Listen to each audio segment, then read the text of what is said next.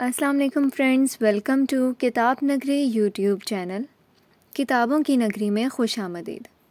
میں ہوں آپ کی ہوسٹ اقرا یاسین، اور آج میں آپ کے لیے لے کر آئی ہوں آپ سب کی فیوریٹ رائٹر ہنا اسد کے سلسلے وار novel stay in my arms کی 14ویں قسط۔ تو چلیے وقت ضائع کیے بنا چلتے ہیں قسط کے جانب، مگر اس سے پہلے اگر آپ نے کتاب نگری کو سبسکرائب نہیں کیا تو جلدی سے اسے سبسکرائب کیجیے اور بیل آئیکن کا بٹن پریس کرنا مت بھولیے گا تاکہ آپ کو ہر نئی قسط کا نوٹیفیکیشن موصول ہو سکے۔ لیجیے تو حاضر ہے آج کی قسط اسٹے ان مائی آرمز کی 14th ایپیسوڈ۔ بہت سی کڑوی کسیلی ادویات نگلنے کے بعد بالآخر وہ تندرست ہو ہی گیا تھا۔ نرگس بیگم جانتی تھیں کہ اسے کیا غم ہے۔ ان کا خیال تھا کہ وہ کائنات سے شادی پر راضی نہیں، اس لیے اظہار نے اس بات کو دل پہ لے لیا تھا اور بیمار ہوا تھا۔ اظہار کی بیماری کا کسی حد تک سبب یہی تھا کہ وہ کسی طور بھی زاریہ سے دستبردار نہیں ہونا چاہتا تھا اور نہ ہی یہاں سے کسی دوسرے ملک جانا چاہتا تھا۔ معاملہ گھمبیرتا لیے ہوئے تھا۔ وہ ماں کی نافرمانی کر کے احساس ندامت میں گھرا ہوا تھا۔ ایک طرف ماں کی محبت تھی تو دوسری طرف اپنی اس کے لیے چناؤ بہت مشکل تھا۔ اس نے کئی بار زاریہ کو میسیجز کیے، کالز ملائیں، مگر اس نے نہ تو میسیجز کا رپلائی دیا اور نہ ہی اس کی کال ریسیو کی۔ عنایا اور زنیرہ والے واقعات کے بعد وہ کافی محتاط ہو چکی تھی۔ اپنی وجہ سے اپنی والدہ کو مزید ذلت کی پستیوں میں نہیں اتارنا چاہتی تھی۔ ایک تو اس کی والدہ کا دبئی جانے کا حکم، اور اوپر سے زاریہ کی بے توجہی، اس کی بے اعتنائی اسے اندر ہی اندر کاٹ رہی تھی۔ وہ جو اس کے سینے میں دل بن کر دھڑکنے لگی تھی، اس سے بے خبر کیوں بن رہی تھی؟ کیوں اجنبی بن رہی تھی؟ کیسا الاؤ دہک رہا تھا اس کے تن بدن میں جس سے پورا وجود سلگ رہا تھا۔ وہ دبئی روانہ ہونے سے پہلے ایک بار اس سے ملنا چاہتا تھا، بالمشافہ مل کر اس سے بات کرنا چاہتا تھا، مگر کوئی حل نظر نہیں آ رہا تھا۔ اس نے کئی مرتبہ چھت کے چکر لگائے مگر اسے نہیں آنا تھا، وہ نہیں آئی۔ وہ جیسے خود سے جنگ لڑتے لڑتے تھک سا گیا تھا۔ وہ ڈائریکٹ اس کے گھر بھی جا کر اس سے نہیں مل سکتا تھا کیونکہ وہاں کا ماحول بھی سازگار نہیں تھا۔ وہ کچھ دیر یوں ہی گہری سوچ میں مبتلا بالوں کو مٹھی میں جکڑے بیٹھا رہا، پھر گاڑی کی چابی اٹھا کر کھڑا ہوا۔ اظہار، کہاں جا رہے ہو؟ اسے دروازے کی طرف بڑھتے ہوئے دیکھ کر نرگس بیگم نے فکر مندی سے دریافت کیا۔ بس تھوڑی دیر میں واپس آ رہا ہوں، کچھ ضروری چیزیں چاہیے تھیں، وہی مارکیٹ سے لینے جا رہا ہوں۔ اس نے فوراً ہی جواب دیا۔ ذرا سی طبیعت سنبھلی نہیں اور اس لڑکے کو پھر سے باہر کا بھوت سوار ہو گیا۔ ایک تو یہ آج کل کے بچوں کو بھی ذرا سکون نہیں۔ نرگس بیگم کی آواز نے اس کا تعاقب کیا مگر وہ سرعت سے چلتا ہوا باہر نکل گیا۔ عنایا، اس کا پاسپورٹ وغیرہ واپس کرو اسے۔ فاضلہ خاتون اندر داخل ہوتے ہوئے اسے کڑے تیوروں سے گھورتے ہوئے کرخت آواز میں بولی۔ امی، یہ یہاں سے چلا جائے گا مجھے یہیں چھوڑ کر، اسے سب مل گیا تو میں اسے کہیں نہیں جانے دوں گی۔ عنایا روندھی ہوئی آواز میں بولی۔ پاگل پن پہلے بھی تم بہت کر چکی ہو، مزید مت کرو۔ میری برداشت کو مزید مت آزماؤ عنایا کہ میں کچھ غلط کر بیٹھوں۔ وہ کٹیلی نظروں سے اسے دیکھتے ہوئے دھمکی آمیز انداز میں پیش آئیں۔ مگر امی، اس نے اپنے دفاع میں کچھ کہنا چاہا۔ اچھا تو یہی تھا کہ ایس کے تمہیں چھوڑ جائے، یہی سزا ہے تمہاری بے وقوفی کی۔ ان کی بات پر ایس کے نے چونک کر انہیں دیکھا۔ اس کی نظروں کا سرد پن کم ہو گیا اور فاضلہ خاتون کے لیے اس کے دل میں احترام مزید بڑھ گیا۔ وہ کیسے اپنی سگی بیٹی سے اس اجنبی کے لیے لڑ رہی تھیں؟ ایس کے بیٹا، تم حق پر ہو، اسی لیے تمہارا ساتھ دے رہی ہوں۔ انہوں نے ایس کے کی آنکھوں میں الجھن بھرے تاثرات دیکھ لیے تھے، تبھی اس کی الجھن دور کرتے ہوئے بولی۔ لیکن ایک ماں کی گزارش ہے تم سے۔ وہ اس کے سامنے ہاتھ جوڑتی ہوئی احساس ندامت سے سر جھکا کر بولی۔ آپ پلیز ایسا مت کریں، آپ ریکویسٹ نہیں آرڈر کریں۔ وہ اردو انگلش کے ملے جلے الفاظ کا استعمال کیے نرمی سے بولا اور ان کے جڑے ہوئے ہاتھ تھام لیے۔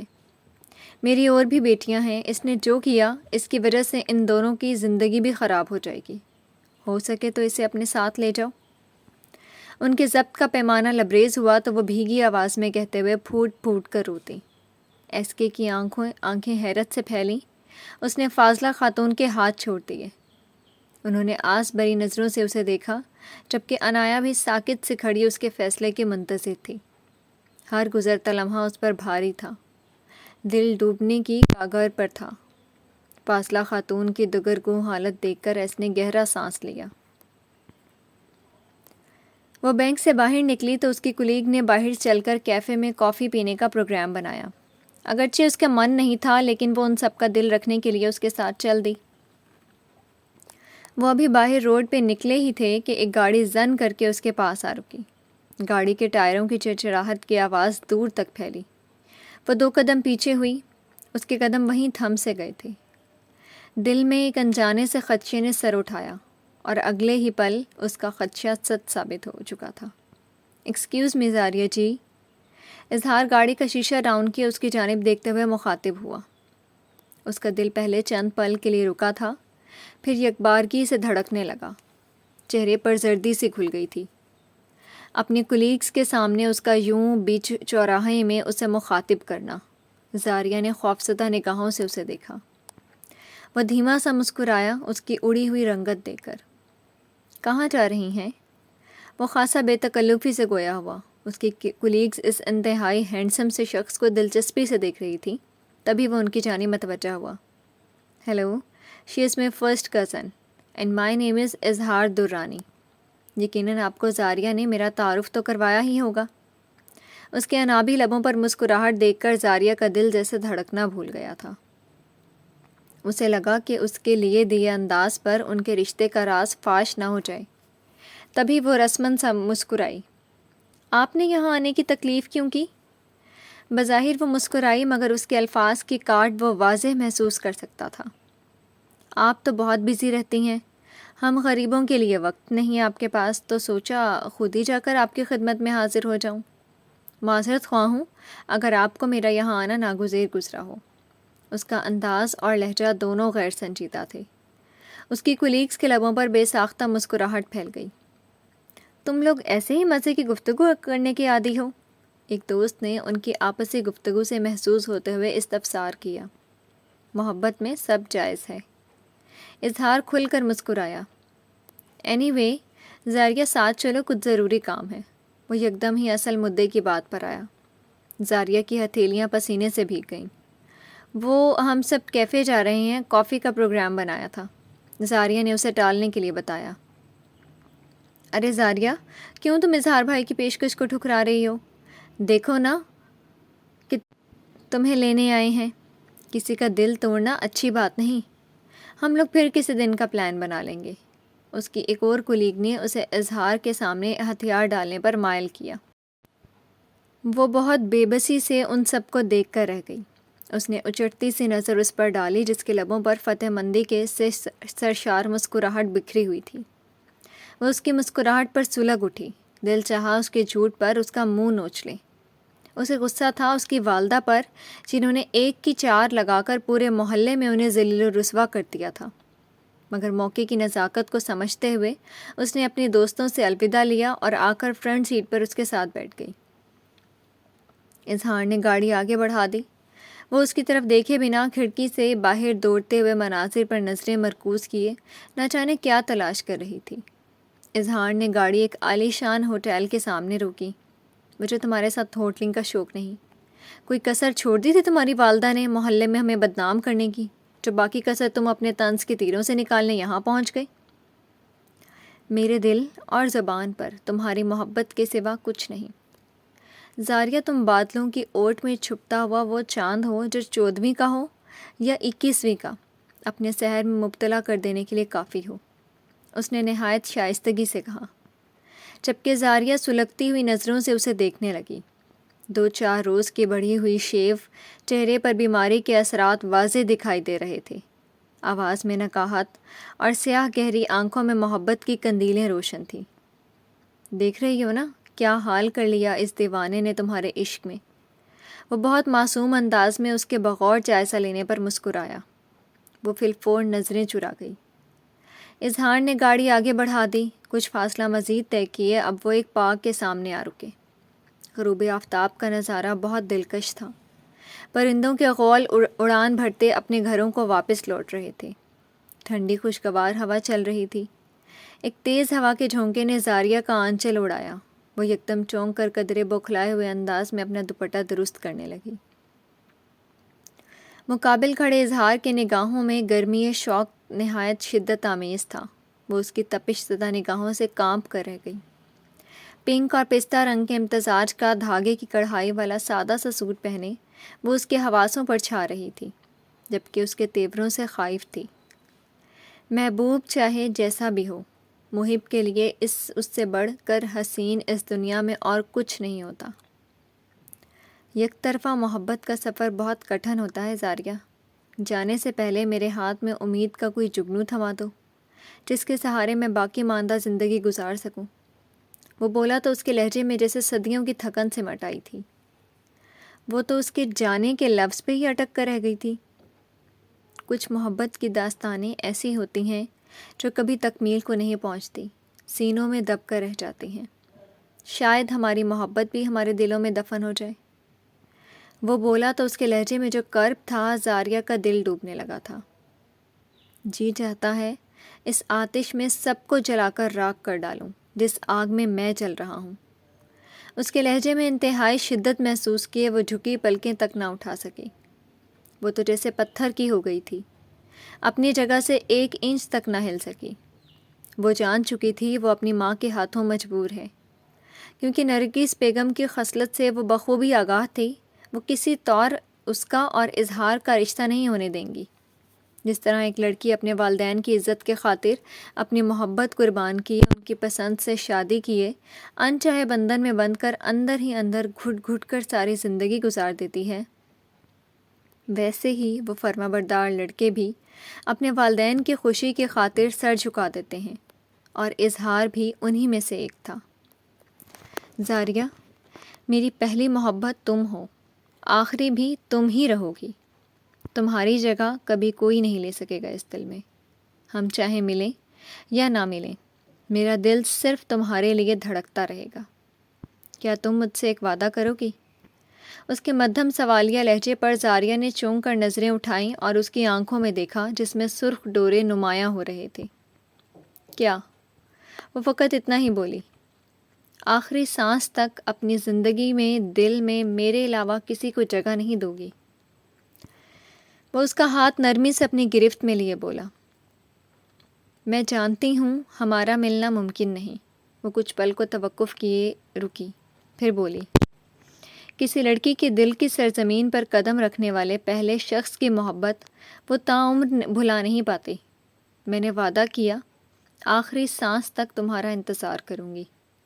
تم نہ بھی ملے تو کسی اور کی بننے سے پہلے موت کو گلے لگا لوں گی۔ وہ بھی شدت جذبات میں بہتے ہوئے اس کے ہاتھ پر اپنا دوسرا ہاتھ دھرے برملا اعتراف کرنے لگی تھی۔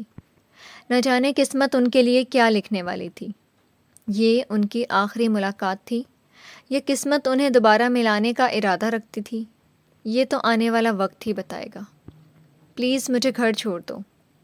زاریہ نے وقت کا خیال کرتے ہاتھ اس کے ہاتھ سے نکال کر کہا تو دونوں شکستہ وجود لیے پس مردگی سے مرے مرے قدم اٹھاتے ہوئے واپسی کے راستے پر چل دیے۔ 2 سال کا عرصہ نہ جانے کیسے پنکھ لگا کر اڑ گیا، کچھ پتہ ہی نہ چلا۔ کل ہی بیلا کا FSC کا رزلٹ آؤٹ ہوا تھا اور اس نے بہت اچھے مارکس حاصل کیے تھے۔ گھر کا ماحول بہت خوشگوار تھا۔ آج اتوار کا دن تھا اور سب گھر پہ تھے۔ یہ تم لوگوں نے کیا پہن رکھا ہے؟ اسماعیل خانزادہ جو مسجد میں ظہر کی نماز ادا کیے واپس آیا تھا، سر پہ سے ٹوپی اتار کر ایک طرف رکھتے ہوئے سب سے مخاطب ہوا۔ اس نے بیلا کو دیکھ لیا تھا جو سب کو شارٹس اور سلیو لیس شرٹس میں دیکھ کر نظریں زمین پہ مرکوز کیے صوفے پر بیٹھی ہوئی تھی۔ بھائی، آج سنڈے ہے تو سوچا کیوں نہ مل کر انجوائے کریں۔ بیڈمنٹن کھیلنے کا پروگرام بنایا تھا، اس لیے یہ پہنا۔ عامر خانزادہ نے رسان سے اپنے حلیے کی وضاحت پیش کی۔ بیلا نے ازمیر کی طرف دیکھا جس کے خوبرو چہرے پر تازہ شیو کی نلاہٹیں موجود تھیں۔ سفید چہرے پر سبز رگیں نمایاں تھیں۔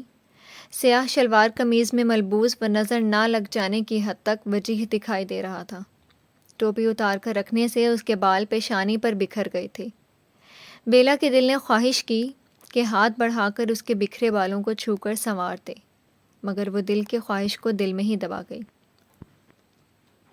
بھائی، کیوں نہ بیلا سے اس کے رزلٹ کی خوشی میں ایک چھوٹی سی پارٹی ہو جائے؟ سنان نے مشورہ دیا۔ جی بھائی، بہت مزہ آئے گا، ہم گھر میں رہ کر انجوائے کریں گے۔ منان نے بھی اپنی رائے دی۔ لیکن کریں گے کیا پارٹی میں؟ سمیر نے سمجھداری سے سوال کیا۔ جب پارٹی کا ڈیسائیڈ کر لیا تو جو کرنا ہے وہ بھی خود ہی کر لو، اور جو ذمہ داری میرے حصے میں آئے وہ بتا دینا۔ اسماعیل نے بیلا کے سامنے والے صوفے پر بیٹھ کر تحمل سے کہا۔ بھائی، ساری ذمہ داری آپ کی ہی ہے۔ ہم چاروں باہر بیڈمنٹن کھیلتے ہیں اور ہم سب کے لیے اپنی اسپیشل چکن کڑھائی بنائیں گے، عامر خان زادہ نے ہنستے ہوئے کہا، تو باقیوں نے تائیدی انداز میں سر ہلایا۔ مگر میرا تو آج دال چاول کھانے کا موڈ تھا، ازمائر خان زادہ نے بیلا کی طرف اچٹتی ہوئی نظر ڈال کر کہا۔ بیلا سس دال چاول بنا لیں گی اور آپ کڑاہی بنائیے۔ اب انہوں نے بھی اپنے پاس ہونے کی خوشی میں دعوت دینی تھی تو یہی صحیح، سنان بولا۔ آپ ہی پلیز فروٹ سیلیڈ بھی ضرور بنائیے گا، سمیر نے اپنی فرمائش کی۔ ٹھیک ہے، تم لوگ جاؤ کھیلو باہر، لیکن واپس اندر آ کر چینج کیے بنا ڈائننگ ٹیبل پر مت آنا۔ اسماعیل نے انہیں تاکید کی۔ وہ سر اس بات میں ہلاتے ہوئے ہاتھ میں ریکٹ اور شٹل کاک پکڑے باہر نکل گئے۔ بیلا آگے آگے اور اسماعیل اس کے پیچھے پیچھے کچن میں داخل ہوا۔ آج سارے ملازمین کو چھٹی تھی، اس لیے وہ دونوں ہی کچن میں موجود تھے۔ بیلا اس کے لیے دال چاول بنانے لگی، جبکہ اسماعیل اس کو اپنی نظروں کے حصار میں لیے مہارت سے کڑاہی بنا رہا تھا۔ کچن میں گھمبیر خاموشی تھی، صرف کٹنگ بورڈ پہ کچھ کاٹنے کی آواز آتی۔ بیلا اس کی موجودگی سے گھبرا رہی تھی۔ ہمیشہ بنائے ہوئے دال چاول بھی اس سے ٹھیک نہیں بن رہے تھے، اس کے ہاتھ کپ کپا رہے تھے۔ اسماعیل خاموشی سے اس کی حالت سے محظوظ ہو رہا تھا، ساتھ ساتھ اپنا کام کیے جا رہا تھا۔ اس کے ناک میں موجود چھوٹی سی لشکاریں مارتی نوز پن کو چھو کر کوئی گستاخی کرنے کو دل مچلا جا رہا تھا، مگر وہ خود پر بند باندھے اپنے کام میں مشغول رہا۔ اس نے جیسے ہی مسالے کو ٹاس کرنے کے لیے پین کو مہارت سے اچھالا، پین میں سے آگ کی لپیٹیں نکلیں۔ بیلا ڈر کر 2 قدم پیچھے ہوئی۔ اسماعیل نے پین واپس چولہے پر رکھ دیا اور آنچ دھیمی کی۔ اب وہ ٹیک لگائے اسے چاول بوائل کرتے ہوئے دیکھ رہا تھا۔ اسے ہرنے کے مانند خوفزدہ سہمی ہوئی نظروں سے دیکھتے اس کے دل کو پھر سے بے ایمانی پہ مائل کرنے لگی۔ او فروٹ سیلیڈ، اس نے سر پہ ہاتھ مار کر اسے یاد آنے کے انداز میں کہا، اور فروٹس کو باسکٹ میں سے نکال کر انہیں دھونے کے لیے سنک کی طرف بڑھی۔ انگوروں کو نل کے نیچے کیے واش کرنے لگی تھی کہ اسماعیل اس کے پاس آیا۔ ویٹ اے منٹ، وہ سادگی سے بولا۔ لائیں، میں بازو فولڈ کر دیتا ہوں، گیلے ہو جائیں گے۔ اس نے بیلا کا جواب سنے بنا ہی اس کی فراک کے بازوؤں کو فولڈ کرنا شروع کر دیا۔ بیلا بوکھلا کر ادھر ادھر دیکھنے لگی۔ وہ اس کے بازو کو فولڈ کیے وہیں کھڑا رہا۔ بیلا سٹ پٹا کر نظریں جھکائے اب سنک کی طرف چہرہ کیے انگوروں کو واش کر رہی تھی کہ عقب سے ازمائر خانزادہ نے اس کی کمر کے گرد سے اپنا ہاتھ گزارتے ہوئے اس کے ہاتھوں پر رکھا۔ بیلا کی دھڑکنوں میں ارتعاش پیدا ہوا۔ مل کر کریں؟ اس کی سرگوشی نما آواز بیلا کی سماعتوں میں گھلی، مگر وہ کچھ کہہ نہ سکی۔ گلے کی گلٹی ابھر کر معدوم ہوئی۔ وہ بیلا کے ہاتھوں پہ ہاتھ رکھے اس سے مل کر انگوروں کو واش کرنے لگا۔ اتنی قربت پر تو بیلا کو اپنا سانس رکتا ہوا محسوس ہوا۔ اس کی گرم سانس سے اس کے شانے کو جھلسا رہی تھی، اور ہاتھوں پہ ٹھنڈا پانی بھی اثر نہیں کر رہا تھا۔ اس کے ہاتھوں کے لمس سے پھوٹتی حرارت بیلا کے مرمری وجود کو جھلسا رہی تھی۔ ازمائر کا دل بچہ بنا جسارت کرنے کو اکسانے لگا تھا۔ تبھی ازمائر نے ہاتھ میں موجود انگوروں کی گچھے میں سے ایک قدرے بڑا انگور توڑ کر بیلا کے منہ میں ڈالا اور اسے گھما کر اس کا رخ اپنی طرف کیا۔ بیلا اس افتاد کے لیے تیار نہیں تھی، تبھی گرنے سے بچنے کے لیے اس کے فراخ سینے پر ہاتھ رکھ دیے۔ ازمائر نے ایک ہاتھ اس کی گردن میں ڈالے اس کے جھکے چہرے کو ذرا اونچا کیا اور اسے سوچنے سمجھنے کا موقع دیے بنا اس کے تھر تھراتے ہونٹوں کو اپنے لبوں سے قید کر لیا۔ بیلا کے رگوں پہ میں بجلی سی کوند گئی۔ اس نے آنکھیں میچ لیں جیسے مکمل وجود طوفان کی زد میں تھا۔ وہ باقاعدہ لرز رہی تھی، اس کی پرتپش قربت اس کے اوسان خطا کر رہی تھی۔ دوسرے ہی پل انگور بیلا کے بجائے ازمائر کے منہ میں تھا۔ وہ اس کی گرفت سے مچل کر نکلی اور گہرے سانس بھرتے اپنی منتشر دھڑکنوں کو قرار دینے لگی۔ ساحرہ، اس نے بہت مدھم انداز میں اسے پکارا تھا۔ کتنی نغمگی بھری تھی اس ساز میں۔ بیلا کے اندر اس وقت قیامت برپا تھی. وہ اس کی طرف دیکھنے سے مکمل گریز برت رہی تھی. It's so juicy like your lips. وہ انگور کا ذائقہ منہ میں کھلتے مسکراتے ہوئے دلکش لب و لہجے میں بولا. Are you all right? اس نے بیلا کے اناری چہرے پر نظریں جمائے پوچھا. جی. اس کے حلق سے بمشکل مدھم سی آواز برآمد ہوئی. اسے یاد آیا کہ کڑھائی کے ساتھ روٹیاں بھی تو بنانی ہیں. وہ آٹا گوندنے کے لیے کیبنٹ کی طرف بڑھی جہاں آٹا پڑا تھا. اس کے قدم جیسے من بھر کے ہو رہے تھے. وہ لڑکھڑاتے قدم اٹھاتے ہوئے کیبنٹ کی طرف بڑھی. جیسے ہی اس نے کیبنٹ کا دروازہ کھول کر آٹے کا باکس نکالنا چاہا، ازمیر خانزادہ نے سارے فاصلے ایک بار پھر سے سمیٹتے ہوئے آگے بڑھ کر اس کے کیبنٹ پہ رکھے ہاتھ پر اپنا ہاتھ رکھ دیا. ازمیر کی دیوانگی آج عروج پر پہنچ چکی تھی. اس کی وارفتگیاں لٹاتی نگاہوں میں تلاطم برپا تھا. Take my hand, my heart and my soul, because it is meant for you. اس نے فضوں خیز آواز میں آنچ دیتے لہجے میں کہا. اس حقیقت سے شاید وہ بھی آشنا تھا. الفاظ کا چناؤ، قاتلانہ نظروں کا وار کرنا، غرض ہر طرح سے مقابل کو کیسے اپنے سحر میں جکڑنا ہے، وہ بخوبی جانتا تھا. وہ اسے اپنے دل کے بے انتہا قریب محسوس ہو رہا تھا، اپنی دھڑکنوں میں دھڑکتا ہوا. دل بھرا نہیں تھا، اس کی قربتوں کے تقاضے بڑھتے ہی چلے جا رہے تھے. اس میں عجب سا حشر برپا تھا. وہ دلے بے لگام پہ قابو نہ پا سکا اور ایک بار پھر اس کی خواہش پر عمل کیے بیلا کے چہرے پر جھکا. بیلا کو لگا جیسے دل آج پسلیاں توڑ کر باہر آ جائے گا. دل کی دھڑکنوں کی آواز اسے اپنے کانوں میں سنائی دینے لگی. وہ اس لمحے اس کی شدت بھری قید میں بے بس کھڑی تھی. کتنی بے خودی طاری تھی اس پر کہ وہ اس کی سانسوں کو اپنی سانسوں سے جدا کرنے پر ذرا بھی مائل نہیں تھا. جبکہ بیلا کو اپنی سانسیں ڈوبتی ہوئی محسوس ہوئی تو اس نے پھڑ پھڑاتے ہوئے مزاحمت کی کوشش کی. تبھی ان دونوں کا ہاتھ ہلا اور آٹے والا ڈبہ اپنی جگہ سے سرکا. آٹا ڈبے سے پھسلتا ہوا ازمائر خانزادہ کے بالوں پر گرتے ہوئے اس کے چہرے اور پھر کپڑوں پر گرا. وہ یکلخت اسے اپنی گرفت سے آزاد کیے پیچھے ہوا. وہ پورے کا پورا آٹے سے بھر چکا تھا. بیلا جو خود کی سانسوں کو بحال کر رہی تھی، اس کی حالت دیکھ کر بلا اختیار اس کی کھلکھلاہٹوں کی کھنکتی جلترنگ کچن میں گونجنے لگی. ازمائر یکٹک سا اسے دیکھنے لگا. تبھی آٹے والا ڈبہ بھاڑ سے دوبارہ سرکا تو اس میں بچا باقی آٹا بیلا کے اوپر گرا اور وہ بھی آٹے سے بھر گئی. اب ہنسنے کی باری ازمائر کی تھی. اس نے چھت پھاڑ کہا لگایا تو بیلا نے پہلے اسے خفگی سے دیکھا، پھر آگے بڑھ کر اس کے بالوں میں انگلیاں پھیرتے ہوئے آٹا نکالنے لگی. اب تو شاور لینا پڑے گا. ازمیر خانزادہ کی نظروں میں شوریدہ جذبات کے ٹھاٹھے مارتے ہوئے سمندر سے نظریں چراتے ہوئے وہ کہہ کر کچن سے باہر کی طرف بڑھی. مے آئی ہیلپ یو؟ جیسے ہی وہ اس کے قریب سے گزری، ازمائر نے اس کی کلائی پکڑ کر اسے جانے سے روک دیا. بیلا نے حیرت زدہ نظروں سے اسے دیکھا. اس کی بات کا مطلب جان کر بیلا کے چہرہ یوں لہو چھلکانے لگا جیسے پورے بدن کا خون چہرے پر سمٹ آیا ہو. اس کی زبان کو تو جیسے قفل لگ گئے تھے. اس نے نفی میں سر ہلایا. اس نے ہاتھ بڑھا کر بازو اس کے مرمری وجود کے گرد حمائل کیے اسے اپنے حصار میں باندھ لیا تھا. اس طلسم زدہ لمس میں کتنی کرشمہ سازیاں تھیں. اگر وہ پتھر کا مجسمہ بھی ہوتی تو اس میں بھی جان پڑ چکی ہوتی. وہ ذرا بھی مزاحمت نہ کر سکی. جادوئی لمحات ان پر سحر پھونک رہے تھے. آج سب گلے شکوے خدشات بھلا دینا چاہتی تھی. Always T in my arms. وہ بوجھل آواز میں اس کے کان کے قریب چہرہ کیے سرگوشی نما آواز میں بولا. وہ سرخیاں چھلکاتے چہرہ لیے اس کی ڈھیلی پڑی گرفت سے اپنا آپ آزاد کرواتے ہوئے باہر کی طرف بھاگ گئی تو ازمائر خانزادہ اس کی پشت کو دیکھ کر مسکراتے ہوئے اپنے بالوں میں انگلیاں پھیر کر ان میں سے آٹا نکالنے لگا. اس نے سارا بچا کام سمیٹ کر کمرے کا رخ کیا تاکہ وہ بھی شاور لے کر چینج کر سکے. ازمائر نے سب کے ساتھ مل کر ڈائننگ ٹیبل پر کھانا لگا دیا تھا. جب بیلا باہر آئی تو سب نے خوشگوار ماحول میں مل کر کھانا کھایا. اب وہ سب لاؤنج میں موجود صوفوں پر آڑے ترچھے گرنے کے انداز میں لیٹے ہوئے تھے. یار پارٹی بہت بورنگ ہے، کچھ انٹرسٹنگ ہونا چاہیے، سنان نے منان سے کہا. کیا کریں پھر؟ منان نے ابرو جھکا کر پوچھا. سمیر گال پر انگلی رکھ کر سوچنے لگا. کارڈز کھیلیں؟ سنان نے مشورہ دیا. ازمائر نے اسے گھور کر دیکھا.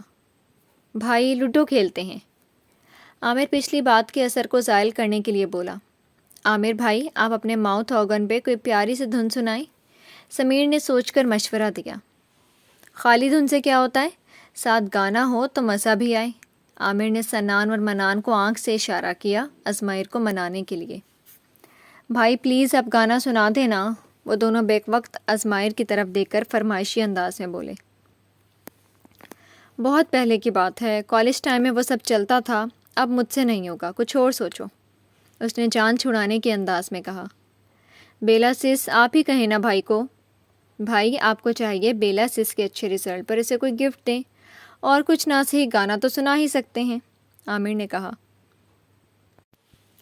آپ کو جو بھی چاہیے مجھے بتائیے گا، میں لے آؤں گا، ازمائر نے ڈائریکٹ بیلا کو مخاطب کیے کہا۔ اوہ بھائی بھلا کبھی گفٹ بھی کسی نے خود مانگا ہے، سنان بولا۔ آپ سنا دینا، مجھے کچھ نہیں چاہیے۔ ان چاروں کو بضد دیکھ کر بیلا نے بھی ان کا ہی ساتھ دیا۔ جاؤ سمیر بھائی کے روم سے گٹار لاؤ۔ عامر نے ازمائر کو نیم رضامند دیکھا تو سمیر سے کہا۔ وہ جو جینز اور ٹی شرٹ پہنے سادہ سے حلیے میں بھی غضب ٹھا رہا تھا، صوفے پر شاہانہ انداز میں ٹانگ پہ ٹانگ چڑھائے بیٹھا، ہاتھوں میں گٹار لیے اس کے تاروں سے دھن چھیڑ گیا۔ عامر بھائی آپ ماؤتھ آرگن بجائیں۔ سمیر کو شیشے کی ٹیبل پر انگلیاں بجا کر میوزک بنانا آتا تھا، اس نے وہ کام سنبھالا۔ ہمیں تو ایسا کچھ نہیں آتا، ہم کیا کریں، سنان اور منان نے منہ بسور کر کہا۔ اوہ یار ہم کپل ڈانس کر لیتے ہیں، تھوڑی مستقبل کی پریکٹس ہی ہو جائے گی۔ وہ مسخروں کی طرح ہنستے ہوئے درمیان میں کھڑے ہوئے اور ایک دوسرے کو کپل کی طرح پکڑ لیا۔ ازمائر نے گٹار تاروں سے سحر انگیز دھن چھیڑی اور اپنی دلکش آواز کا جادو جگایا۔ آہستہ آہستہ، ایسے دل کو کسی نے چھوا ہی نہیں جیسے اب ہو رہا ہے، ہوا ہی نہیں۔ عشق کرتے ہو تو پھر جتایا کرو، راز دل یوں نہ ہم سے چھپایا کرو۔ وہ نظریں بیلا پر مرکوز کیے گانے کے الفاظ ادا کر رہا تھا۔ ایک لمحے میں سب زیر و زبر ہو گیا، دھڑکنوں میں یکدم بھونچال سا آ گیا۔ وہ اس کی نظریں صاف پڑ رہی تھی جن میں عجیب سی درخواستیں چھپی تھیں۔ آہستہ آہستہ ہم تمہارے ہوئے، ہونا نظروں سے ہم کو چرایا کرو۔ بیلا نے کشمکش میں مبتلا اپنے بھیگے بالوں کی شریر لٹیں جو اس کے گالوں کو چھونے لگی تھیں انہیں کانوں کے پیچھے کیا۔ دیکھ کر ہم تمہیں فنا ہو گئے، یوں نہ چہرے سے زلفیں ہٹایا کرو۔ اس کا گنگناتا دلکش لب و لہجہ اس کی سماعتوں میں ہلچل سے مچا گیا۔ تکتے ہیں جب تم کو چھپ چھپ کے، وہ سر جھکائے اپنی کلائی میں موجود چوڑیوں سے کھیلنے لگی۔ دھڑکن چلے میری رک رک کے، وہ جان چکی تھی اس کی نگاہوں کے تقاضے۔ پاس رہتے ہو تم میرے دل بن کے۔ بیلا نے بے اختیار ایک نظر اس پہ ڈالی تو ازمائر نے سب سے نظر بچا کر شرارت سے آنکھ ونک کی تو بیلا کو اپنی ہتھیلیاں پسینے سے بھیگتی ہوئی محسوس ہوئیں۔ اس کے گٹار سے نکلتی سروں کا شور تھا یا اس کی دھڑکنوں کا، اسے کچھ سمجھ نہیں آ رہا تھا۔ چین لوں گا تمہیں حاصل کر کے، بات دل کی تم سنا تو کرو، بات دل کی تم سنا تو کرو۔ وہ پرسوس آواز میں ترنم بھرا فسوں پھونک دیا تھا۔ آہستہ آہستہ ہم تمہارے ہوئے، یوں نہ نظروں سے ہم کو چرایا کرو۔ اس کی سماعتوں میں اس کے شوق و پرلطف جملے رس گھول رہے تھے۔ سنان اور منان اس میوزک پر ڈانس کر رہے تھے جبکہ عامر ماؤتھ آرگن سے ماحول کو مزید دلکش بنا رہا تھا۔ سب کے چہروں پر الوہی چمک تھی جو نہ جانے کب تک رہنے والی تھی۔ تو ڈیئر ریڈرز، کیسی لگی آپ کو آج کی قسط؟ کمنٹ سیکشن میں بتانا مت بھولیے گا۔ انشاءاللہ جلد ملتے ہیں ناول کی اگلی قسط کے ساتھ۔ تب تک کے لیے شکریہ، اللہ حافظ۔